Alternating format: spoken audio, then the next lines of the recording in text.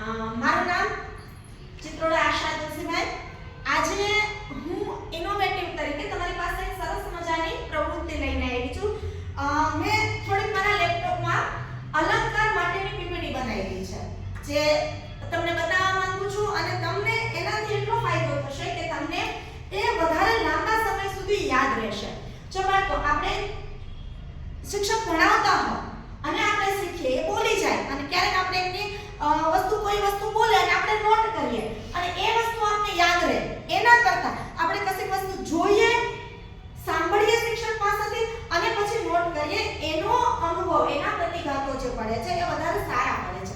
તો ચાલો આપણે ભણીએ અલંકાર. તો મેઇન જોઈએ આપણે અલંકાર. તમને ખ્યાલ છે અલંકાર એટલે શું? કોઈ કહેશે મને?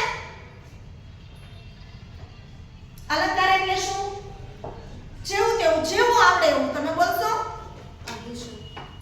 અલંકાર એટલે આભૂષણ. તમે બોલો ને.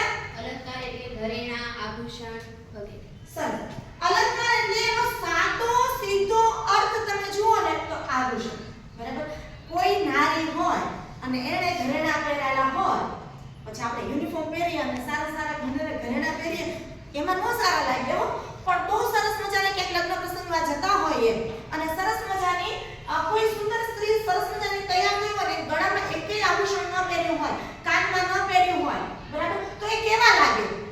પણ એની જગ્યાએ સરસ મજાની સાડી પહેરી હોય, ઉપર સરસ મજાના ઘરેણાં પહેર્યા હોય, ચાંદલો બાંદલો કરેલો હોય ને વ્યવસ્થિત તૈયાર થયેલી હોય, તો એ નારી થોડીક પેલી નારી કરતાં સુંદર લાગશે. તો આ એ જ કાવ્યમાં વાત છે. કાવ્યમાં અલંકાર ક્યાં?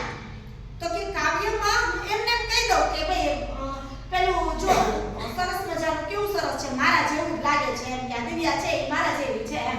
પણ એના કરતાં હું એમ કહું, ઓહો આ તો ચંદ્ર જેવી લાગે છે. તો જુઓ, શબ્દોમાં ફેર